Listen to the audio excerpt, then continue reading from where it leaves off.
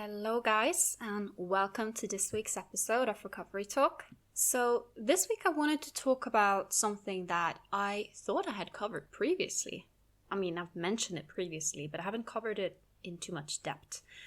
And that is overshot, essentially overshooting in eating disorder recovery. So for those of you who aren't aware what overshoot means, it basically refers to when someone is in eating disorder recovery and then gain a weight that is a little bit in the higher end of the range of their set point. So as I have touched upon in previous episodes, we all have a set point weight range, which is essentially a range where our bodies thrive. And this is not an exact number. People sometimes get a little bit confused about this and think that it is an exact number, but that's not really how it works. Instead, it is a weight range, right? And some people have a more narrow range than others. Some people have a bit of a wider range and fluctuate more. And I also want to remind you that our weight is supposed to fluctuate a bit throughout our lives, right? Please don't take that as a reason to, it's okay that I'm under my set point because weight fluctuates, But I mean more as in, it's normal, for example, that when someone gets older, they may be a bit heavier than where they were when they were younger, right? Of course, this is individual. There are some people who may be a bit heavier when they're younger and then be slimmer when they're older, for example, right? For example, I was a chunky little baby. I was a huge baby. And I was in the far upper percentile of baby weight, basically. I think I was almost 10 pounds, something like that, like 4 kilos. And then as a child, I was in the lower end of the scale. I was tiny petite child. Then I entered puberty and then I put on quite a bit of weight and then suddenly I was a bit more curvy. And now as an adult, I kind of wish I had a bit more curves than I do, but body acceptance. And I equally know that my body may change throughout my life. For example, I am someone who wants to experience pregnancy and motherhood, and I know these things may also add some changes. Not to mention that I have experienced weight fluctuations throughout my life, depending on a lot of factors such as stress and health and medications and blah, blah, blah. These things happen. But more so, these will be fluctuations within my set point weight range, right? Not to mention that also our weight is supposed to fluctuate just on a day-to-day basis, right? It depends on how much food is in your stomach system, depends on how much water you're holding. We are not supposed to weigh the exact same thing every single day. Anyways, guys, if you are interested in learning more about set point weight and knowing how you are at your set point weight, then check out the previous episode I did. I titled it, How Do I Know If I'm at My Set Point Weight? Where I basically explain set point and explain a bit of indicators. So, okay, now we've kind of covered the basics of a set point weight range. And now let's move over to the overshot part. Overshoot, overshot, I may call it both. Both things at times. I actually don't know which is the correct one. I just use both terms. So yeah, let's talk a bit about that. What is an overshoot? Why does it happen? And what are some of the scientific bits behind it? So an overshoot literally makes so much sense. It makes so much sense when you think about it. Your body has been starved and it is regaining access to unrestricted, unlimited food. And it has detected that, oh wow, there was a famine. Of course it is natural for your body to be like, hey, let's save up a little bit extra just in case there is another famine coming up. Think about it. If you've been quite broke, you may think, wow, that was not nice. Let me save up a bit of money in my bank account so I can have that laying around in case I get broke again. Does an overshot happen to everyone? No. There are people where it just doesn't quite happen. And I actually don't quite know exactly why it happens to some people, but not others. I guess it's just individual differences. And also for those it happens for, it depends, from person to person, how much of an overshoot people experience. In the Minnesota starvation study, and if you are not familiar with that study and want to learn more, I have done an episode called the Minnesota Starvation Study, which touch upon the study and why it's so important for the field of eating disorders. So basically in that study, a group of perfectly healthy men were starved and then refed basically to learn more about the science of human starvation. Interestingly enough, as I covered in that episode, a lot of the men started developing mental symptoms of eating disorders just from the act of being starved, which shows that a lot of the psychological effects of an eating disorder is actually directly related to, or at least strongly strengthened by, famine, right?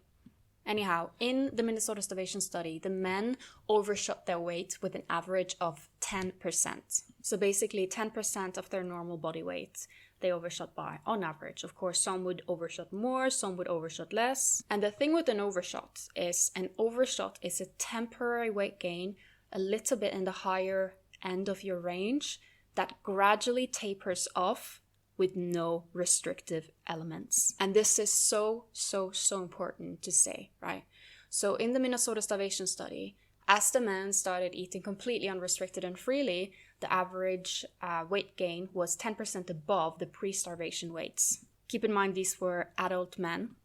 Obviously, if someone develops an eating disorder when they are, pre-puberty or in puberty, there may be differences in their body might keep changing, because a delayed puberty can actually kind of be kick-started by recovery, which is very interesting if you still are within a certain age range, right? It's like puberty got temporarily paused by the eating disorder, and then recovery can kind of kickstart it, or at least partly kickstart it. But again, this is also individual if not this happens. This is why you see some people who grow in height after an eating disorder. It's basically catch-up height. And then what happened was that this weight gradually tapered off throughout the months later after this, recovery process from starvation. So the men did not engage in any intentionally restrictive behaviors. Instead, they just noticed that their body gradually started letting go of this extra weight that it's been holding on to prepare for the next famine, right? It's literally just an adaptation our body makes when it's been detecting that there is a period of famine. And then, no restriction, no intentional weight loss dieting whatsoever. The weight gradually tapered off. And I see this over and over in people with eating disorders and in recovery. And sometimes it can be quite tricky, especially like, for instance, I work with someone and then we do a follow-up. Sometimes I do follow-ups with people like a month or 3 months or X amount of months later, just following up, catching up, checking that they're still doing okay. And some of the time they're saying, I'm doing really well, but I've noticed a little bit of a weight loss. And then immediately we have to figure out, was this an overshoot tapering off? Or are you heading in the wrong direction, right? So it's something to always be a bit careful with and be aware of it, that yes, an overshot is normal, but please don't use this as a justification of losing weight after an eating disorder. Because losing weight after an eating disorder, even if it may be an overshoot, you need to investigate and see what's going on, because this can also be a trigger. And sometimes in that follow-up, I realize with people, oh wow, some sneaky behaviors may have crept in here, right? Or it might just be, looks like you had an overshoot. And then kind of stabilizes, right? An overshoot is probably what has kept people alive in times of famine, right? Because imagine if our bodies didn't do that. Imagine if our bodies didn't at all adapt to famine with, for example, slowing down metabolism, focusing on conserving more energy, saving and storing body fat in the most important areas, such as the abdominal area, not to mention food-seeking behavior, obsessive behavior around food, basically trying to increase food-seeking behavior for survival. So many of the things that we talk about as these unfortunate symptoms of an eating disorder are actually literally just your body trying to keep you alive. How amazing is that? Unfortunately, I believe that there is a bit of lack of knowledge about overshoot within the eating disorder recovery field and the medical field overall. Very often, goal weights are set way too low. I was going to say way too low in my opinion, but the science also agrees, because science and studies upon studies have shown that if someone is weight restoring at a very low weight, they have a far higher chance of relapse than if they are weight restoring into a healthier range. But unfortunately, not every practitioner knows about the concept of overshoot, right? And this can be insanely triggering for the person with an eating disorder, right? Where they may have a specific goal weight set and This goal weight may be based on what they weighed before their eating disorder, again, age dependent, time dependent, or it may be based on BMI, just purely reaching a specific set of BMI that is deemed the minimum healthy BMI, which tends to range from 18.5, 19 to 20. And yeah, some people's set point will fall within this range, but the majority of people are going to need to push a bit higher than that to reach full mental and physical recovery. And I do understand setting goal weights as a way to make sure you reach a minimum, but then I think it's very important for treatment professionals to clarify, be very, very clear that this is a minimum, not a maximum, because the eating disorder loves to take minimums and turn them into maximums. So for example, someone has been given a minimum of 3,000 calories a day as a calorie goal. That means a minimum of 3,000 calories, right? But the eating disorder will take it as a maximum, like, okay, this is my allowance. But equally, notice how the eating disorder does not do this when it is when it is something that actually follows the eating disorder's logic, right? For example, imagine you've been told by a treatment professional you can walk maximum 20 minutes a day. That's all the movement you're allowed to do. Then a lot of people would think, well, that means that I need to walk minimum 20 minutes a day. I need to walk those 20 minutes. I can't walk 10 minutes. Yeah, I've spoken more about just this strange logic that the eating disorder follows when I've spoken about the calorie budget mindset. So check that out if you haven't already, or if you just want a little refresh on that.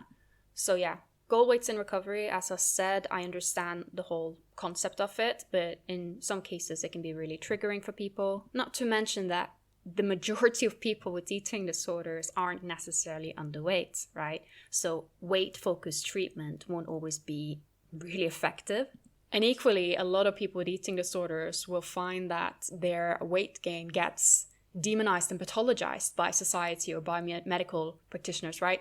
If your BMI naturally is more in the, let's say, 27 to 28 range, that's more where you fall, and you are insisting on maintaining a BMI of, let's say, 23, 24, because that is quote unquote the normal healthy BMI, then chances are you're not really going to reach full recovery, right? Because you're still suppressing your weight. And this is where BMI gets very unhelpful, right? Because it tends to pathologize people who naturally fall into a higher BMI range, right? People who naturally have bigger bodies than the BMI scale cutoff says this is healthy. And yes, equally, there are people who naturally fall under that range as well.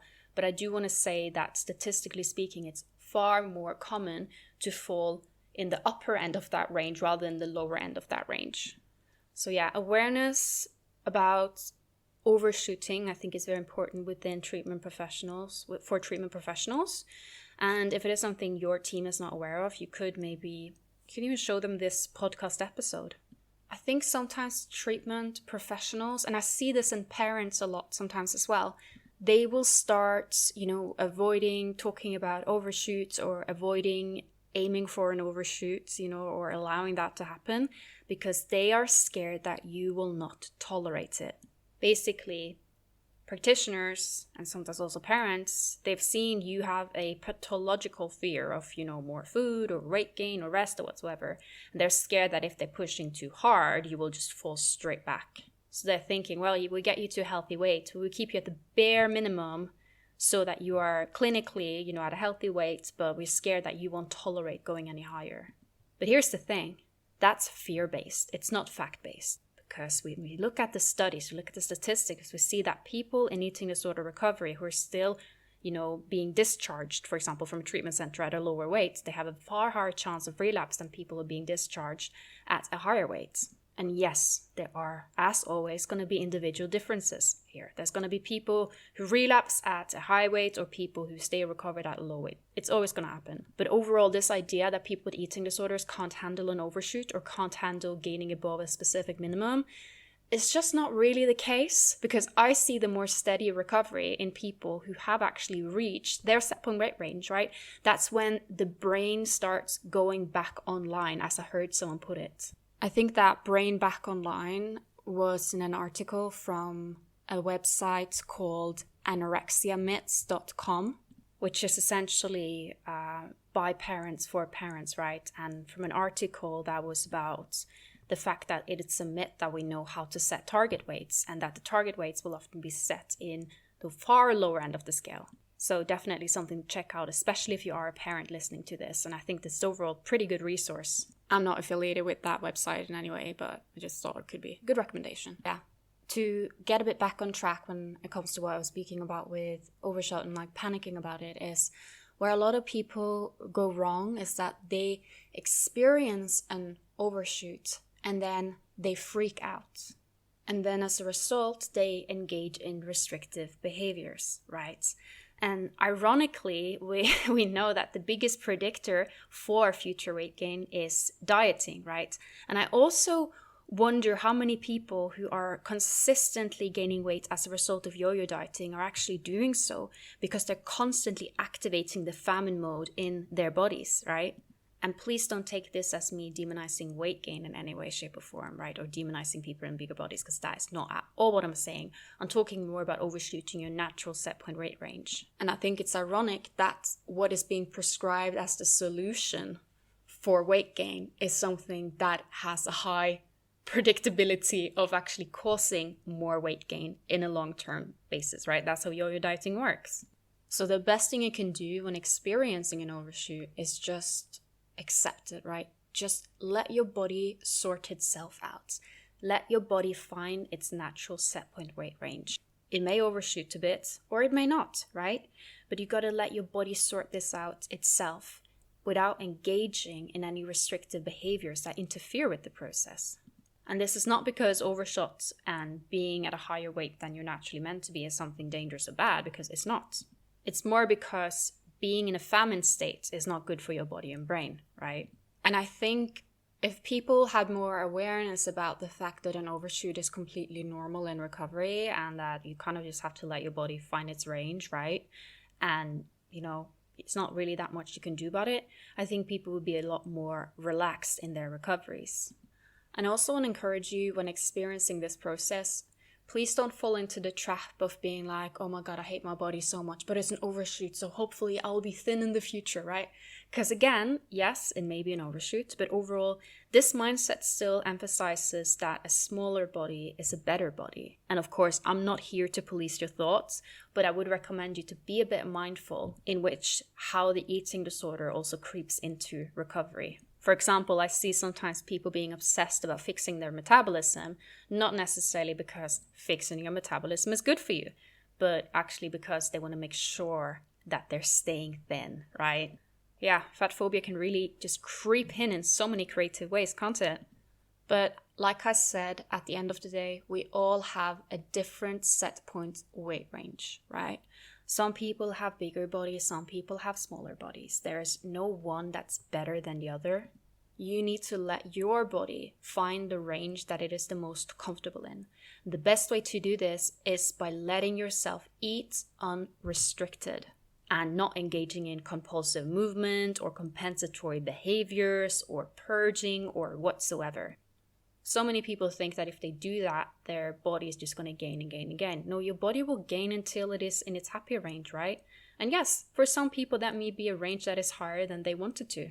But at the end of the day, you can choose spending the rest of your life at war with your body in a smaller body, or being at peace and being a little bit heavier than maybe you would have preferred. Isn't it better to work with your natural body size and accepting it? And yes, I do understand that this can get complicated when you are someone in a bigger body who experience oppression from society based on it, right? And I completely understand if you're in a bigger body and you're listening to doing this and you're kind of rolling your eyes a bit. It's like, yeah, easy for you to say accepting your body. You're in a thinner body, right?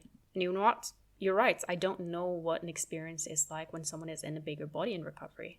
But what I can say from having, communicated with a lot of people who are recovered in bigger bodies is that even despite the fact that fat phobia exists, right, they still prefer that rather than spending their life stuck in an eating disorder. They still tend to say very clearly that, yeah, recovery is still worth it. So I want to say this, because I don't want people who are in bigger bodies to listen to this and think, well, that means that there is no hope for me, right? Connect with, recovery accounts or therapists or dietitians or whatsoever who are in bigger bodies, who are very clearly talking about their lived experience and also client experiences and offer helpful resources related to this. because they are not saying, yeah, an eating disorder is the best option. Yeah, let's just do that.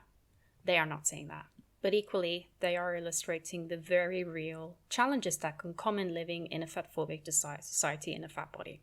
But what is very interesting is that I see a lot of people who are not naturally in bigger bodies, who assume that if they embrace food freedom, they will be in bigger bodies. And this is not really how it works, in the same way that someone can be in a bigger body and not have food freedom and still be in a bigger body. And this is because restriction does not immediately mean thin, and eating does not necessarily immediately mean big.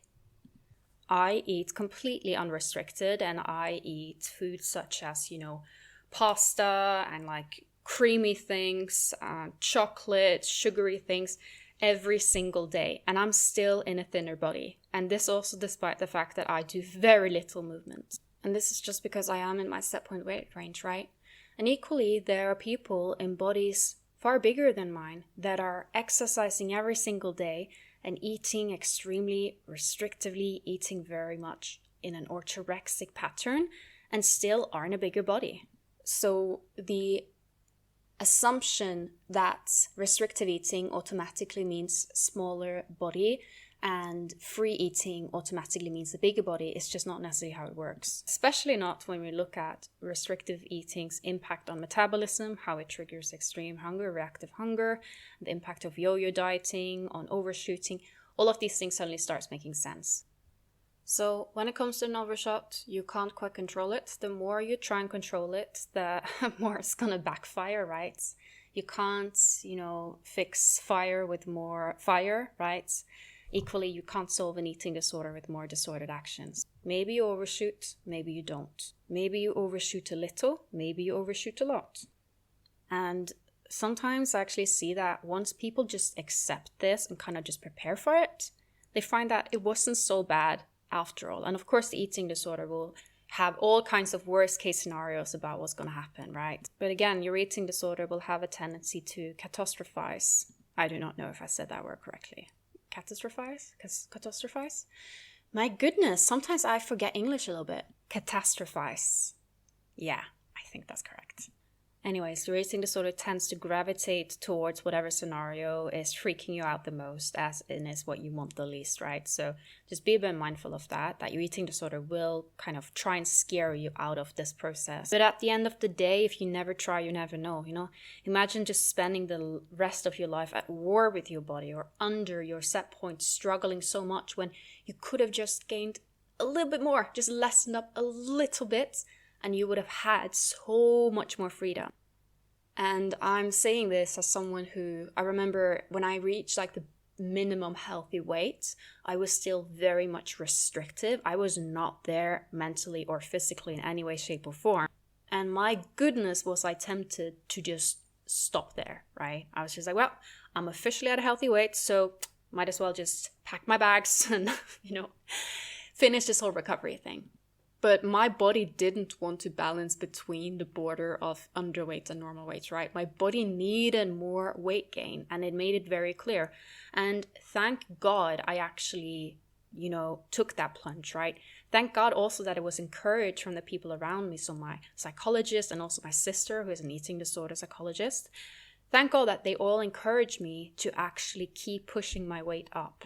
Because I remember when I put on a bit more weight, I noticed certain shifts in my brain that was very weird, because it was not necessarily shifts. Sometimes you have shifts that come in the brain from, therapy or someone saying something or you doing a challenge.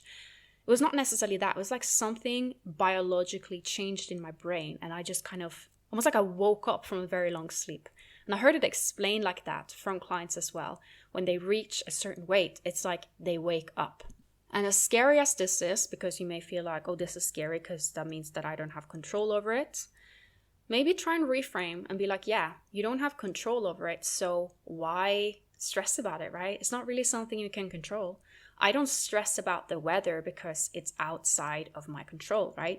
I don't stress about my height because my height is what it is, right?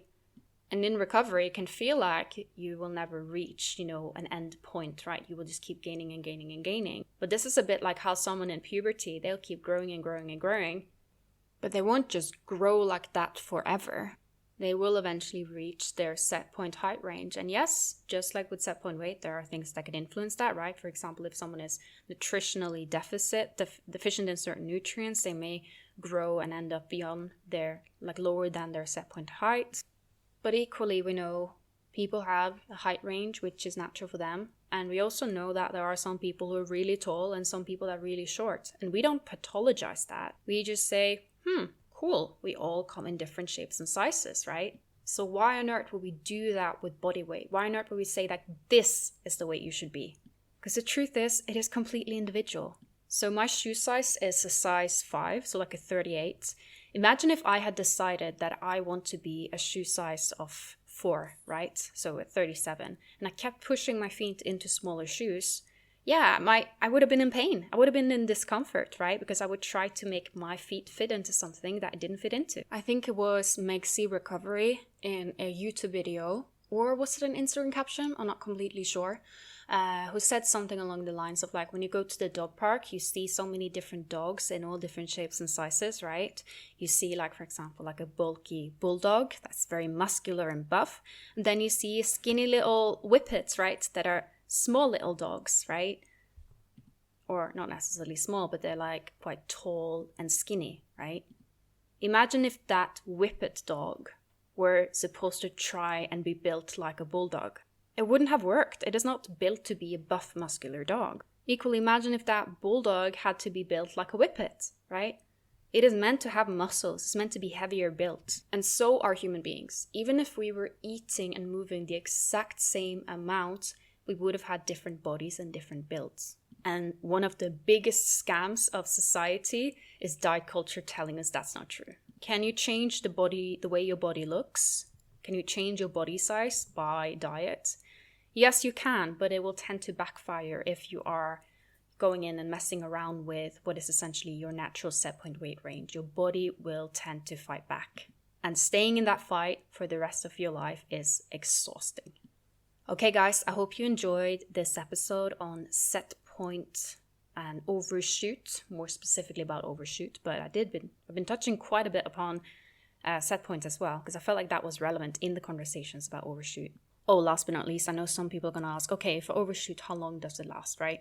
And the truth is, it varies. Could be a few months, could be a year. Again, it varies from person to person. Some people overshoot and then lose that extra weight very quickly, whilst others notice that it takes a bit longer. And equally, some people may notice that they are at a higher weight now than before their eating disorder, just because they've gone older, right? Their body wants to naturally be at a higher weight than it was when you were younger, right? So please don't take any kind of weight gain above what you were before your eating disorder as a sign that this is definitely an overshoot. Okay, there probably are things about overshoot and overshooting that I have not yet covered. Probably I will realize that after I posted it and someone will send me a DM and be like, oh, why didn't I answer that, right? I don't really follow a manuscript when I do podcasts. I just talk. So there could be things that I have not spoken about yet. But yeah. Now I'm going to take a listener question. So for this listener question, I think I opened it. I can't remember where I read it for the life of me. I think I was having a migraine and I was on my screen and I was kind of opening and reading a thing and I was like, oh, that's a good one. I should save that. But then I completely forgot where, when, how. But basically, it was someone asking, I think it was a young male asking about height gain after an eating disorder. And basically, about puberty and if you are missing part of your height growth due to an eating disorder, if you can do a bit of a growth spurt after an eating disorder, with full recovery. I don't think that was exactly the words used, but it was along those lines. And it could also be that there were two people asking this and I'm kind of mashing their question together, right? I'm sorry. So to answer that, yes, it is possible to gain height after an eating disorder, especially if you're someone who developed your eating disorder and you're still in a growing process. Is it guaranteed? No. It depends a bit on when you are recovering, right? For example, if you had an eating disorder in your teens and you're still someone in your teens working on recovery, then yeah, there's a chance that you're going to do a bit of a growth spurt, right? Not saying everyone will, because again, everyone is different, but it's a good chance that could happen. Equally, if you're someone in your 40s, it may be a little bit of a different story, but I have also heard of adults who are saying that they have grown taller since their eating disorder, wonder if this could have to do with, the increase in bone density. I also noticed that I had grown. It was not a lot. It was like a half a centimeter or a centimeter or something like that after eating disorder recovery. Could be that I was just measured incorrectly the first time, but also I wonder if it was because my bone density maybe was increasing, or maybe I had a different posture. I truly do not know. But basically, an eating disorder, if you're developing it before or during puberty, it can kind of stop certain things, right? It kind of pauses puberty. If you are not recovering until far later into adulthood, it may not be able to start it again. But equally it can, because I've seen this sometimes happen with adults who suddenly in adult age will have a little bit of a growth spurt, right? But the earlier you recover, the better your chances are. And the longer you wait, the worse it gets, or more difficult it gets to gain back that growth spurt, right? And this goes not just for height, this also goes for those who menstruate or were supposed to menstruate. So assigned female at birth people. You may notice that you might get your first period at an adult age, right? It still is possible for certain bits of puberty to happen in an adult age, but it's not completely guaranteed. So yeah, again, a typical situation where there are a lot of individual differences, but overall a growth spurt after an eating disorder is absolutely possible. And it's especially possible if you're someone who's quite young. Okay, guys, I hope you enjoyed this episode, and I will see you again in not very long. So have a lovely day and week ahead, and take care of yourselves, guys. And if you are enjoying this podcast, feel free to leave a rating or follow the podcast, or, share with a friend whatsoever.